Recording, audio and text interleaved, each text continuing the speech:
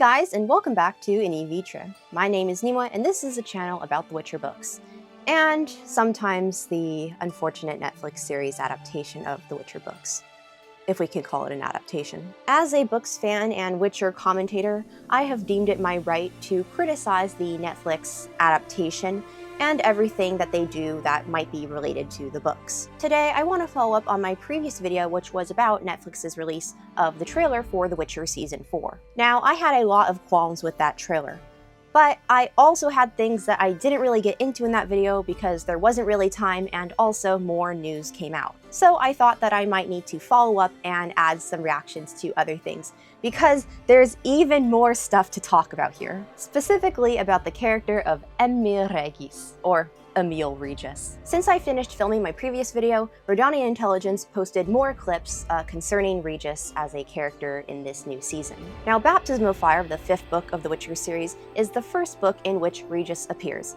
He appears in Baptism of Fire, Tower of the Swallow, and Lady of the Lake. So this adaptation of Baptism of Fire, which we hope it will be an adaptation this time, will be the first time which he is introduced in the Netflix series. Now, if you don't know who Emil Regis is, get the hell out of here. No, I'm just kidding. That's a My Immortal reference. But he is only just about the bestest boy, a middle-aged man, several centuries-year-old man, vampire. Anyways, we'll get into talking about his character in this video. But this video isn't just me talking about my Regis favoritism and bias. There's actually a larger point I want to make here, which I'll say right now. Because in this video, we're going to be reviewing several of the clips that Redania Intelligence posted from the Netflix show.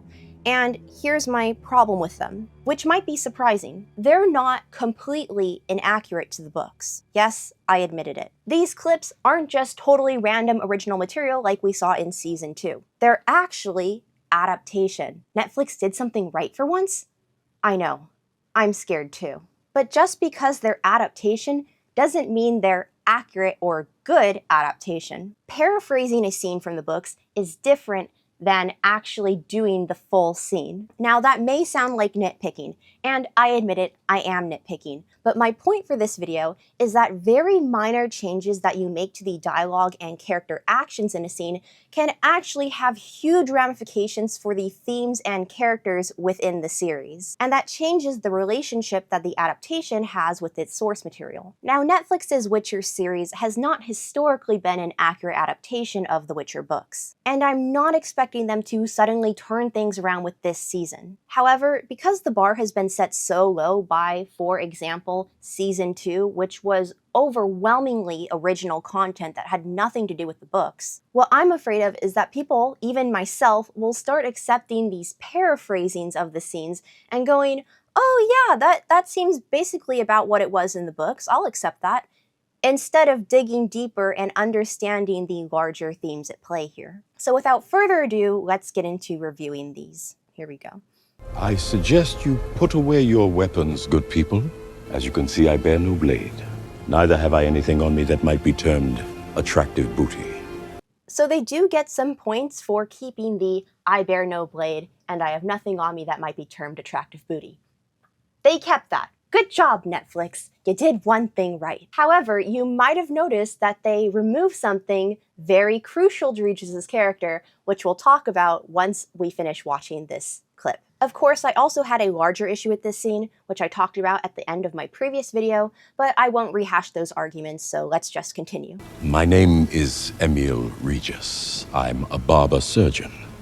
Okay, so, this is how low the bar is for me, okay? You can literally just say, my name is Emil Regis, I'm a barber surgeon, and I'm like, wow, they did something accurate, yay, finally! Like, scrounging for scraps, scrounging for breadcrumbs. A curious thing, though, not related to Netflix, but related to the translation of The Witcher, is that in Polish, he doesn't introduce himself in the sort of standard way. Nazywam się or jestem. He says, zwę się Emil Regis. Zwę się is a very archaic and sort of fairy tale way of introducing oneself. From what I understand, it's not the everyday turn of phrase. This wasn't preserved in the official English translation, and it's not preserved here, but I think it's quite interesting. It adds to the character, okay? You smell like an apothecary shop? Yes.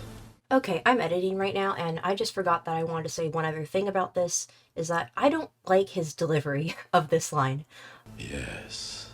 In the book, in the actual scene, Regis is like, he just shrugs apologetically when Zoltan says that he smells herbal, and is like, yep, that's just me, bro.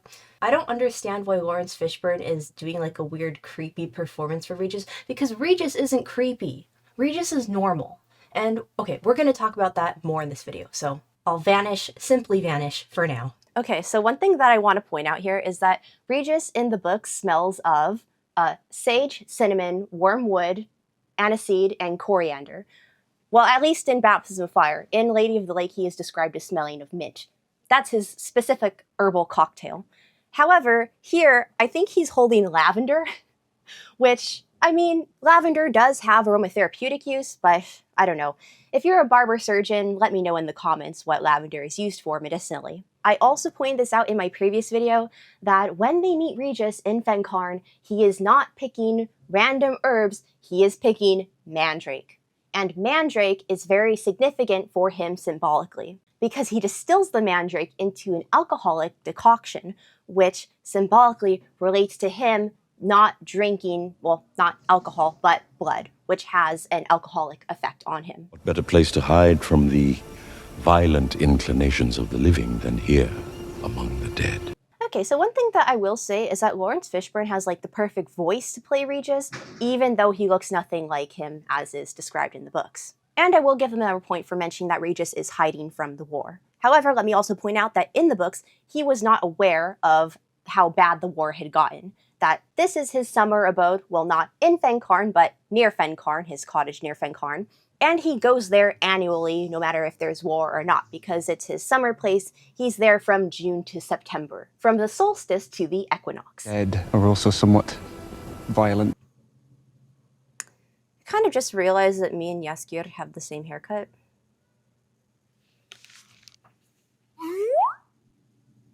Thing is that I like my haircut, so this is making me... Let's move on. Let's move on. This weird line was related to the whole Wraith scene that they introduced, which I won't comment on any further. Nothing else around here waiting to go all bitey-bitey.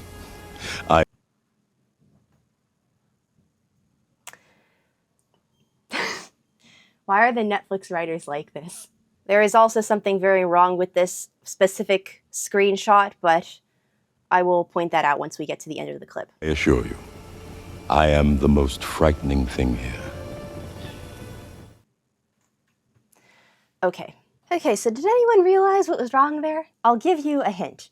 So do you remember in season 1 when Kahir is introduced with his face, full face, not in a helmet? And in the books, it is described that Ciri never saw his face, and this was very important symbolically and narratively to his character. Well, Regis also has a very specific mannerism in the books, which is smiling with pursed lips. And here he's smiling with his full set of teeth, which I might also point out, where are his fangs? I know we can mock book Regis for not being the typical kind of vampire and maybe being somewhat fangless at times, but really, come on, you're gonna do a vampire and not give him fangs? I'm wondering if they're planning to do some weird CGI stuff with his teeth like they did with Verena. I'm not looking forward to that. What's really funny is that they gave him prosthetic ears, eye contacts, a really weird wig, this outfit, but they couldn't give him fangs. Kind of like how they gave Jaskier all of these outfits,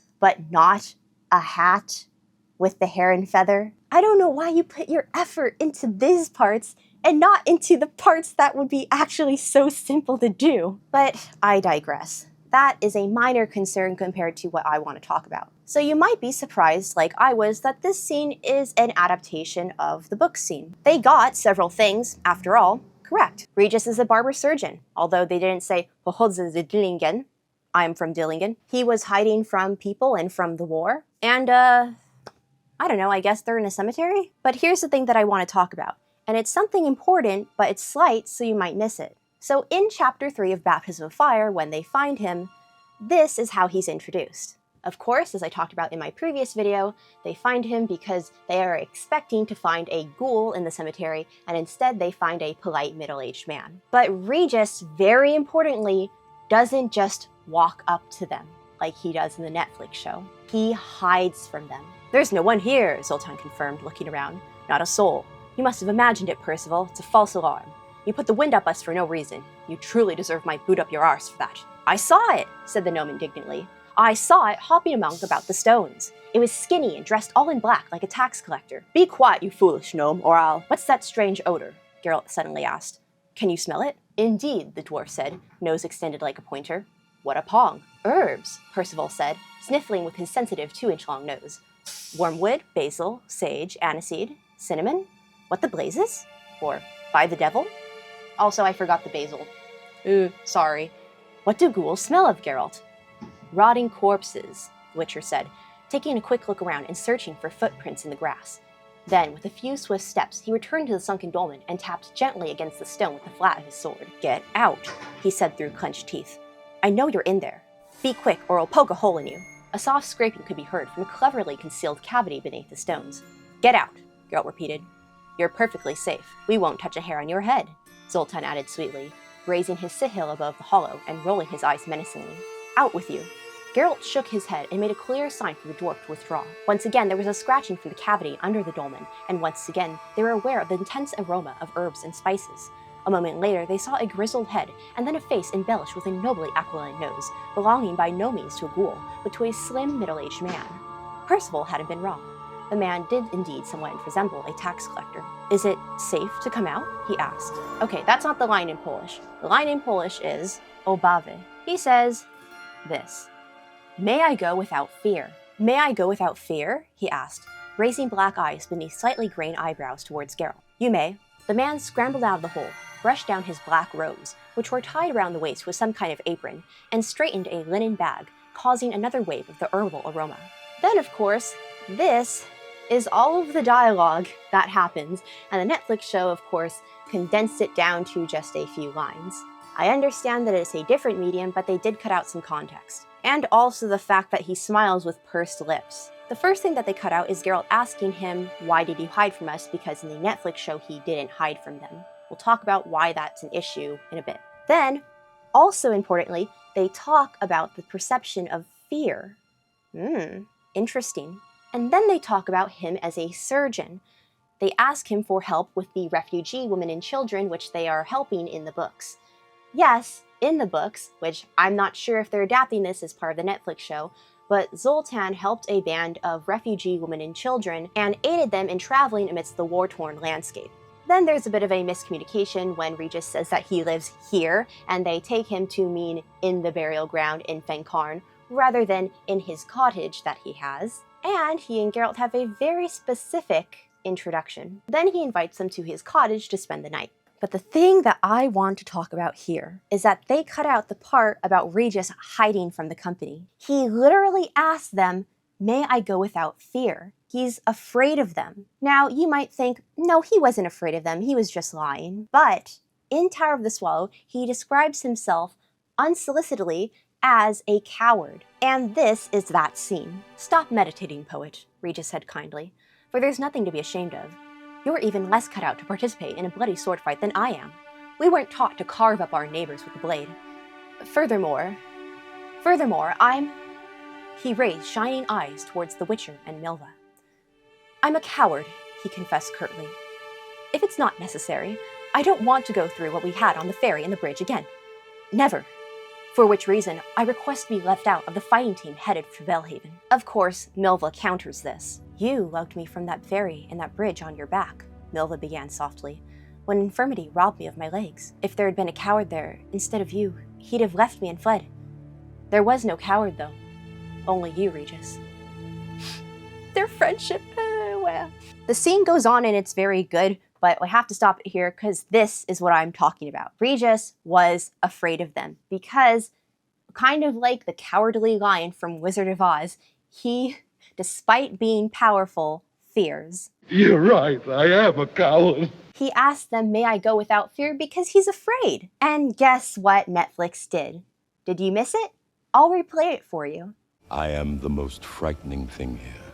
Yes, they have him announce, I am the most frightening thing here, when that's literally the opposite of Book Regis in this scene. This clip illustrates my point, that just because they paraphrase some certain dialogue does not mean that they understand the characters or representing them accurately to the books. Netflix seems to be changing Regis's character to emphasize that he is a vampire and nothing else about him, which is a very big problem because Regis's character is not about being a vampire.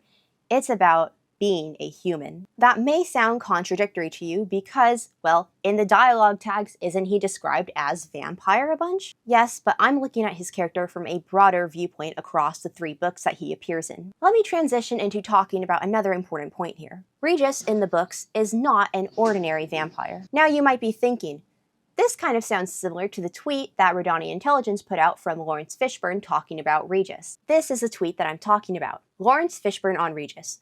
The character that I play, Regis, is a vampire, but he's not an ordinary vampire.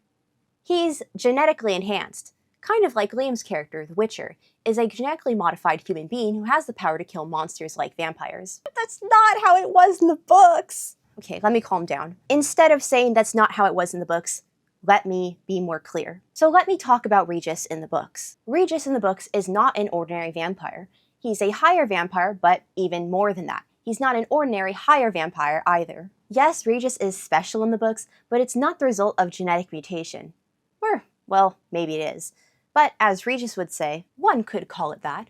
Although I would argue that when mutation is spread over a sufficiently long period, it ceases to be mutation and becomes evolution. Regis in the books never underwent some sort of vampire version of the Trial of the Grasses. He's just built different. If you haven't read the books in a while, let me go through what makes him so different. So first off, I need everybody to forget the vampire lore from Set of Project. Yes, Blood and Wine is a very fun DLC, but it is not accurate to the books at all. I mean, in terms of vampire lore, Beauclair is pretty accurate though. You might see Regis and think, oh, vampires are a lot like people. They look like people, they act like people, they talk like people, but they don't. The one other example that we have of a more typical higher vampire is the Bruxa Verena. It's also pronounced Verena, but in Polish, the double E does not make an E sound, and Verena in Latin means truth. So her name is literally truth in the short story, A Grain of Truth. Anyways, Verena is very powerful and she does kick Geralt's butt, but she is a more normal vampire.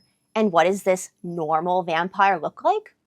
Well, she's reclusive, she doesn't eat human food, she doesn't speak human language, she runs as if a deer or floats as if a butterfly, she doesn't act, talk, or walk like a person. And Regis does all of these things. Why? Well, practice makes perfect. Or we might just say that he has a special interest in the human condition and has evolved to be more human. And this is where we got into talking about Regis's humanity and his identity as a vampire. Or his power as a vampire, which Geralt might reckon with as a Witcher, and which we might reckon with as an audience in Baptism of Fire. Considering that vampires in the Witcher books do not act, behave, or even sometimes look like people, Regis is very special for this behavior and ability. And that, very subtly, is a statement of his power, because it's not something that just every vampire can do. However, only a Witcher who is familiar with what other vampires look like and behave like would recognize this. Regis, when they meet him in the books, should look like the most absolutely normal person ever to person. And that speaks not only to his humanity, to his ability to be human, which he has, by the way, been behaving as, been living as, for well, who knows how long. I would estimate anywhere from about 50 years to a full century. Regis looking and acting and appearing as a totally human person is correct also to his character, because this is what also irritates me about some discourse about Regis online, is that people will say he was acting as a human, he was pretending to be a human, or he was pretending to be a surgeon. No, Regis is a person. He has lived as a person. He is a surgeon. I am a surgeon! This isn't an act he's putting on, it's who he is. Of course, people will say, but he's also a vampire. Yes, Also, each of the heroes in the Witcher series have a wonderful duality to them. Regis is between the worlds of human and monster. Jaskier is between the worlds of the North and Nilfgaard, or Vicovara. Milva is between the worlds of woman and dryad. Geralt is between worlds of human and witcher. Ciri is between worlds of good and evil. Regis, as we meet him in the saga, is just as human as he is vampire. And this is the problem that I have with Netflix's portrayal of him. To understand what I mean here, let's watch another clip. Okay, so this is an adaptation of Chapter 4 of Baptism of Fire when Geralt and Dandelion have been taken captive by, well, it's Visigurd's troops because they're the Temerian Centurion partisans, but Netflix has changed this allegedly to be Redanians instead, which this video is not about the politics of the Witcher world. However, I must point out on my map here, so Sintra is down here. And here's the Yaruga. Sintra is below the Yaruga, right? Yaruga River, by the way, is what most of the action of Baptism of Fire takes place around. I can get my camera and just show you, okay? So we begin in Duin Canal in Brokilon, and we ride along the Yaruga through Burnt Stump, through Toril Hills. Regis is from Dillingen, and the peasant women are from Kurno. They're kind of in this Brugge area, and Fangkarn isn't marked on this map, but that's about where they are in Chapter 3. Then in Chapter 4, they are kidnapped and sent to the fort in Armeria, where the Temerian and the Centurion partisans are. They are led by Marshal Visigurd, who was a subordinate of Calantes from Sintra. Then in Tower of the Swallow, which Season 4 is allegedly also adapting, we are going to go down into the swampy areas and into Reedbrunn and nearby Belhaven, and finally down into Beauclair and Glaive Lake, but I digress. So when we're speaking about who is actually fighting Nilfgaard at this point, well, there's not many people left to keep fighting them. During the first Nilfgaardian War, they already took Sintra. Vizima is the capital of Temeria, and Foltest, well, brought Temeria peace, so to speak. Of course, there are troops from Rivia Lyria fighting under Queen Maeve, the White Queen, which we'll meet in Chapter 7 of Baptism of Fire. But Redania, capital of Tredegor, but most of the action happens in Oxenfurt, is all the way up here. They just skipped over all of this area.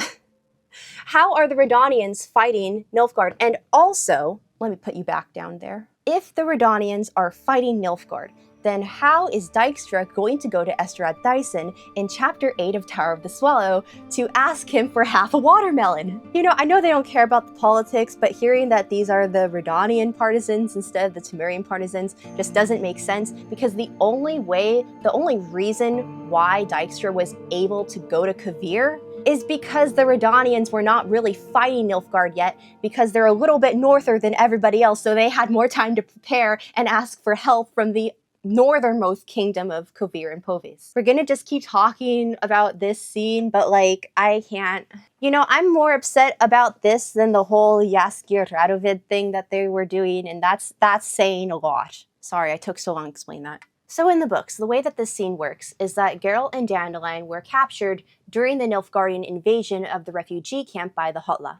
It turns out that Dandelion actually knew one of the leaders of the partisans, Count Papebrock, but then it turned out that the higher leader of them was Marshal Visigurd, who has an agenda, a political agenda against Geralt. So there's kind of this fake out when you think that they're going to be released, and then no, they are actually going to be hanged. So after the decision comes from Marshal Visigurd that Dandelion and Geralt will be hanged in the morning, they are tied up and put into this hut with a dirt floor. They are considered prisoners of war. They've been taken and put in this partisan camp. It's a full moon outside. It's the second night of the full moon in August, and Regis somehow is able to save them. Wink. In the book scene, Regis just appears to them, and there's not really any reveal about who or what he is yet, because we're still waiting on that information, which will be revealed later in the chapter. Let's see how Netflix does it, because they don't do it very well.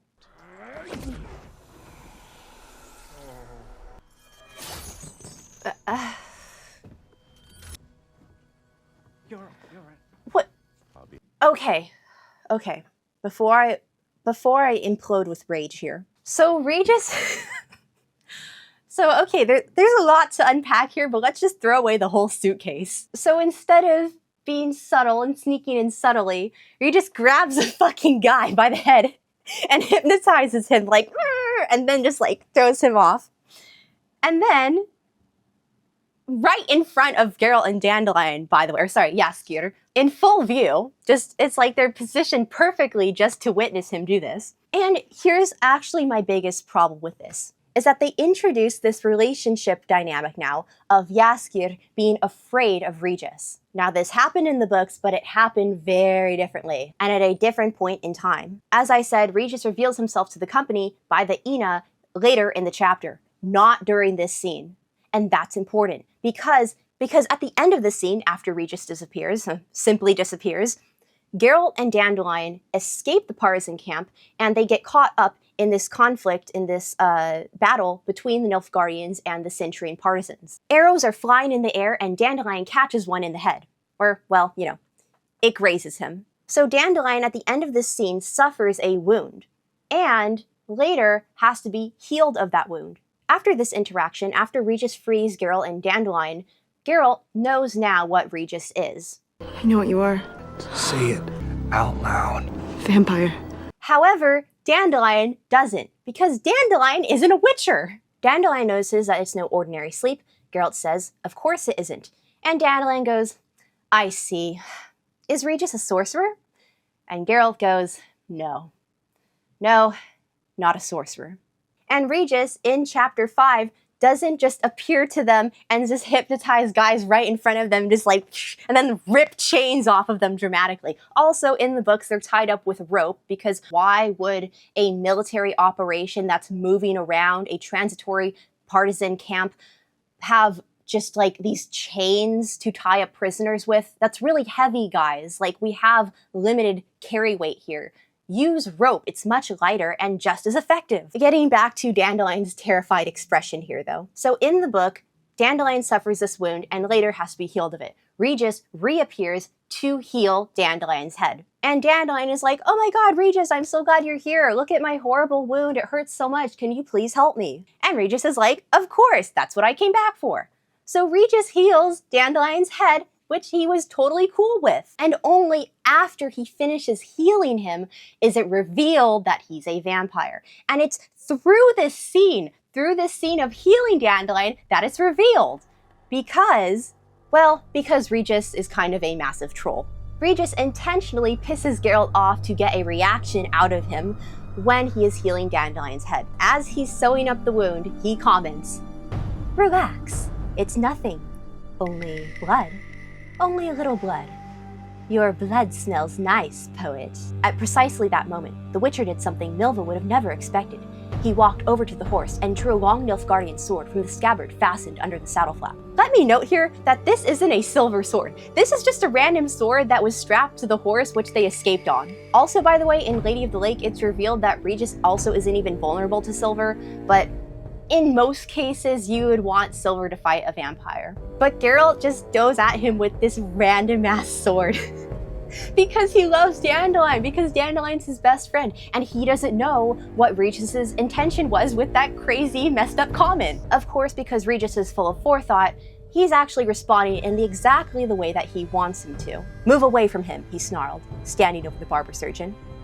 The blood smells nice, Regis repeated, not paying the slightest bit of attention to the Witcher. I can't detect in it the smell of infection, with which a head wound would have had disastrous consequences. The main arteries and veins are intact. This will sting a little. Dandelion groaned and took a sharp intake of breath. The sword in the Witcher's hand vibrated and glistened with light reflected from the river. By the way, the scene is taking place at barely just the sunrise. They've spent the whole night sort of escaping from the camp. I'll put in a few stitches, Regis said, continuing to ignore both the Witcher and his sword. Be brave, Dandelion. Dandelion was brave. Almost done here, Regis said, setting about bandaging the victim's head. Don't you worry, Dandelion, you'll be right as rain. The wound's just right for a poet, Dandelion. You'll look like a war hero, with a proud bandage around your head, and the hearts of the maidens looking at you will melt like wax. Yes, a truly poetic wound. Unlike an abdominal wound, for instance. Liver all cut up, kidneys and guts mangled, stomach contents and feces pouring out, peritonitis. Right, that's done. Geralt, I'm all yours. He stood, and the Witcher brought the sword up against his throat as quick as lightning. Move away, he snapped at Milva. Regis didn't twitch. even though the point of the sword was pressing gently against his neck. The archer held her breath, seeing the barber surgeon's eyes glowing in the dark with a strange cat-like light. "Go on," Regis said calmly. "Thrust it in." "Geralt," Dandelion spoke from the ground, totally alert. "Are you utterly insane? He saved us from the gallows and patched me up." So this is the part which is crucial. Dandelion starts defending Regis to Geralt. He's like, "What are you doing? Regis is our friend. Why are you attacking him?" Because Dandelion doesn't know that Regis is a vampire yet. But if we go and look at Netflix, he's gonna know. Nobody's gonna know. They're gonna know. Because Netflix changed this about the scene, this messes up this scene which is to happen later on, and also, might I add, all of the character development and relationship development that Dandelion and Regis have later on. Of course, the scene continues and Regis reveals himself as a vampire, then he comes back and is later accepted into the company. But later on in the book, Dandelion is still afraid of Regis because of what's been revealed. He even asks him about if he wants blood in this very embarrassing, very characteristically Dandelion way. But even more importantly, it's Dandelion cringily asking Regis if he'd like some blood, which leads to Regis explaining his backstory to the rest of the company, because he realizes, oh man, they're still afraid of me. And another thing is that because Regis takes the time to explain his backstory and what he's been through, Dandelion loses his fear of him. So these two have this friendship which develops over the course of the book, which goes from mild friendship to fear to renewed and strengthened friendship in the bonds which they've created. Dandelion says at this end of the book in chapter 7, "But you don't frighten me." So he's recovered from his fear of Regis. So showing him freaking horrified of Regis just at the very beginning totally ruins all of what is to come. So this goes back to my point of this video, that just because they get some things correct doesn't mean that it's a good adaptation that understands the direction of the characters or even the point of them or the point of the book. And what I really fear is that people are going to start saying, "Oh yeah, this looked pretty accurate to the book. Good job, guys." But they didn't understand anything on a deeper level. Okay, there's one more clip which I want to review today. This is original material from Netflix. I have no idea when this is supposed to happen, how it has any relation to the book at all, or just even what the fuck is going on. It seems that Geralt, Milva, and Regis are standing in water of some sort and that they've been trapped. I have no idea when in the season this is supposed to happen, what it means, why they are here, but let's just watch it. Give yourself a moment to adjust. Or I can slap you for walking alone into a trap. To rephrase, we are stronger together. So what I want to talk about very briefly is Regis and Milva's relationship and how they correspond to advising Geralt. Because on the surface level, this has somewhat of the correct dynamic, but I don't believe that they're going to go any deeper than this, which is my problem. So Milva and Regis function as exact opposites in Baptism of Fire as they advise Geralt. Regis advises thoughts, Milva advises action. Likewise, their personalities are the exact opposites too. Whereas Regis would use half 100 words to describe something, Milva would use 3. I think the point of them having this contrast is that they both balance each other out and are both needed by Geralt. Because you can't just act thoughtlessly, and you can't just think without action. Also, something that they've got relatively correct here is that Regis does function as this sort of peacemaker between parties. At the end of chapter 3 of Lady of the Lake, for example, Regis administers peace between Milva and Angoulême, who will join their company later on. Well, in the books. We don't know if she's in the Netflix series yet. And he says, "Come, come, girls, Milva, Angoulême, let there be concord. United we stand, divided we fall." So Regis is full of solving arguments like this. Milva is also full of, well, what she's full of in this scene. Or I could slap ya. The thing is that Milva in the books swears, in a unique way, and also her dialogue is very unique and very difficult to translate, which David French did, but if you look at what she says in Polish, it is grammatically kind of a nightmare to translate into English. This is to emphasize her peasant background, and, well, it also contrasts her with Regis, for example, in chapter 5 during the fish soup scene. This is how it is in the English translation. "How can we strain without a sieve?"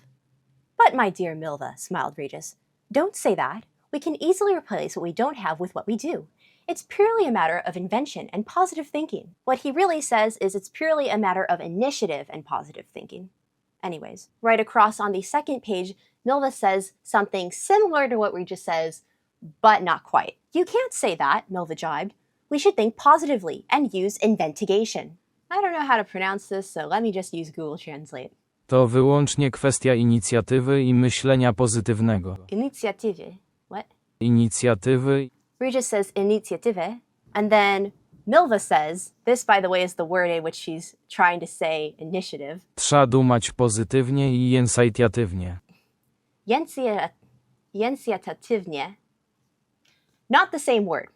Good effort though, girl. Good effort. So this is how Regis and Milva contrast with each other, but it's not just that. It's also much deeper. Because despite their differences, they begin to share this degree of emotional vulnerability and trust with each other, which, like Regis's relationship development with Dandelion, happens over time, because Milva was also afraid of Regis at first. But at the end of Baptism of Fire, Regis saves her life in very dramatic circumstances, and she somewhat begins to confide in him. And this is very specifically important to Regis's character as a vampire because, specifically, it's symbolic, and this is talked about in Baptism of Fire itself. Because when they meet Regis, the peasants in the surrounding area have become aware of him, but not really of him. They've become aware of a vampire living in the nearby cemetery Fangz, but that vampire is not the same as Regis. This vampire is a figment of imagination which exists only in the villagers' minds. Yes, Regis is a vampire and is living nearby the cemetery, but he's not the figment that these villagers are imagining, because this vampire is evil and preys on people. In Chapter 4, Baptism of Fire, the villagers come to Geralt with a request because a woman and child have recently been murdered, and they believe it to be a vampire. However, there is no evidence that any vampire actually was at fault for this. It could have been literally anything which did this. Yet, because vampire must be evil, right? And mythologically, it is very common that vampires prey upon women and children, and especially pregnant women. So the fact that Regis does not prey upon Milva, but instead helps her and saves her life, is so crucial to his character. Regis exists to flip the canon of fantasy and fairy tales on its head. And Sapkowski once called him his personal vision of fantasy. So the emotional connection and vulnerability which Regis and Milva begin to have nearby the end of Baptism of Fire, and also just in general with how they communicate with each other despite their vast differences, is very important to both of their characters. And the thing is that while I trust Netflix to get some of the, well, I don't trust Netflix at all, but while I could expect Netflix to take on some of these characteristics of Regis and Milva, I don't expect them to do anything deeper than that because deeper relationships are not really their forte. In this scene, what we see is basically just Regis trying to pacify an argument while Milva is making it worse and arguing and swearing at Geralt, which is kind of bookish, but not really, because it doesn't include any of that deeper interaction. Not all of their interactions have to be deep, like some of their interactions in the books just serve to be funny. But the thing is that I don't trust Netflix to do anything deeper, and that's my prediction for this season. Just from these few clips about Regis, I feel like I can extrapolate what the rest of this season is going to look like, at least the parts in which they are adapting from Baptism of Fire. They might look like a decent adaptation on a surface level with paraphrasing some elements from the books, but it's not any deeper than skin deep. The changes that they're making here might be considered minor, but they actually have huge effects. And those effects change what the characters are about, what their symbolism is, what relationships they have with each other, and because of all these three things, the entire message of the work. So yeah, I just wanted to make this video to say that even though some things kind of look similar to the books, that doesn't mean that it is an automatically good adaptation. Again, I want to emphasize that I'm okay with some original material being put into adaptations. It's only expected that sometimes you have to make changes to make a media work when you're adapting it to a different kind of medium. For example, there are very long monologues in the Witcher books which I love and adore and would be really sad to see go, but I understand if you have to trim them down just slightly to make them fit a standard runtime. Of course, that would hurt my heart, but I understand it as a necessity of adaptation. And as far as original material goes, sometimes you do need to insert new conversations to connect all of the through lines. But when you go in to change something about the source material or add something to it, you really have to be careful, because it's kind of like brain surgery. Everything here is important, and if you cut something out that needs to be there, you're gonna mess everything up. Yes, I did just compare filmmaking to brain surgery. I'm sorry, brain surgeons, I know your job is very, very much more complicated than filmmaking, but I mean it more in a metaphorical sense, that when you are doing an adaptation, you are sometimes taking a scalpel to the brain of the living, breathing work of art. And the reason why I disagree with a lot of Netflix's changes is because they don't just disrespect the source material, they disrespect the themes and the messages of the source material. So I mean this video as a sort of word to the wise and caution as we go into Netflix's season 4 of The Witcher, releasing next week on October 30th. Yes, it is very soon. I will be reacting to season 4, possibly on Twitch instead of YouTube, because my idea is that if my stream gets flagged for copyright, then they'll take down my Twitch account and my YouTube account will still be safe, so I'll have more opportunities to post non-copyright flag content here. But when I do go live, I will let you know through a post on here, as well as posts on Instagram and Twitter. So if you like notifications for that, follow me on those platforms as well. Thank you for watching, let me know what you thought of these clips, and I'll see you next time on Nice Vitra.